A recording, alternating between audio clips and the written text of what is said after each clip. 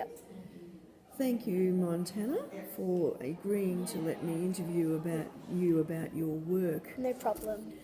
I was wondering if you could explain to me what you understand at the moment about the stolen generation. What I've learned and understand from the stolen generation is part of like the Gurindji people and Aboriginals, how they lived and how children were taken away if they were half caste, like in the book Follow the Rabbit Proof Fence that we are currently reading in class.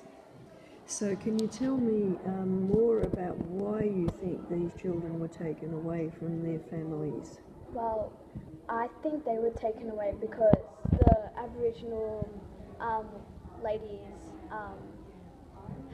did stuff with the white men, and then they got the half caste girls, and they got taken away because the people thought that they would be more intelligent than the regular Aboriginal people, so they wanted to separate them so they could focus on like being the smart people and not like their people.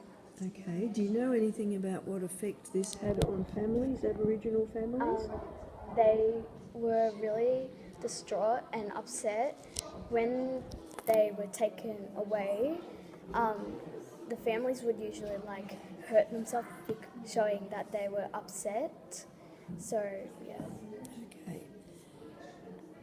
I wonder if you might be able to also tell me about your own inquiry question. I believe you each get to choose something that you'd like to inquire into a bit further. What did you choose? My question was, what rights do women and children have and don't have?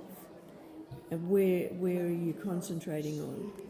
I was concentrating on mostly the women's and part of the children's rights as well.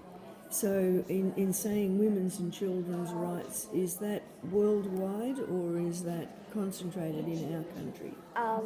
Well, it's sort of both because it does affect Australia and other places, so I'd say both.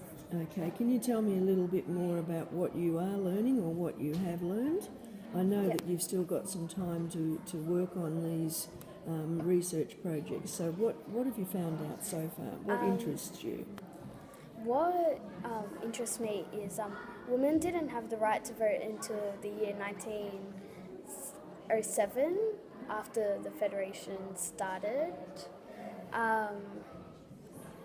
My teacher gave me a point, and it was women have the right to breastfeed in public to nurture their children, which I think is fair as a child because I know my mum would have done that.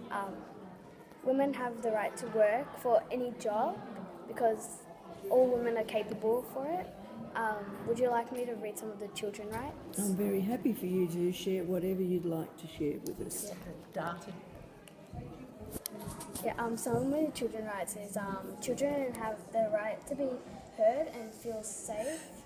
And with that, I have a picture of the Kids Helpline, which is very helpful in some cases of people.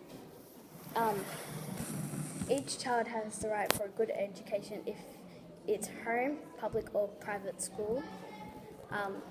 Children have the right not to be abused because that does happen in Australia.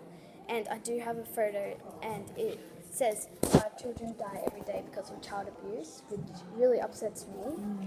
And my last one is the children have the right to a good childhood, to be in a happy family and caring parents. Okay, that sounds like you've looked very closely into the rights of women and children in Australia. Have you looked wider than Australia? How does what you're researching here, how does it work across the rest of the world?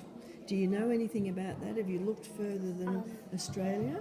Yeah, I've looked. Some countries, young girls are like forced into getting married at young ages, which I think is really wrong and harmful, because they're at a young age and they don't deserve to be treated that way.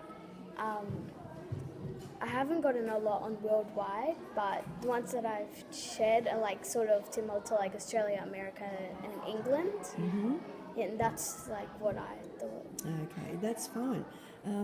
A question I would ask you then is, have you thought about any issue that, or have you come across any issue for women or children that still needs to be worked on in our country?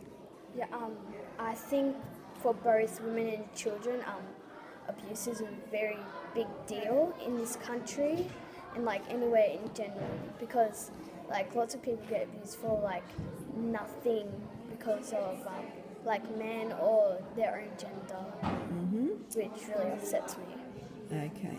So, at any time have you thought about what you might be able to do to help in that situation at all? Well, after Young Leaders Day, I started getting ideas of helping people, like maybe making a foundation for people that are suffering, and like in other countries how they're forced to get married at such young ages. I thought about like making a foundation, like as a school to help them.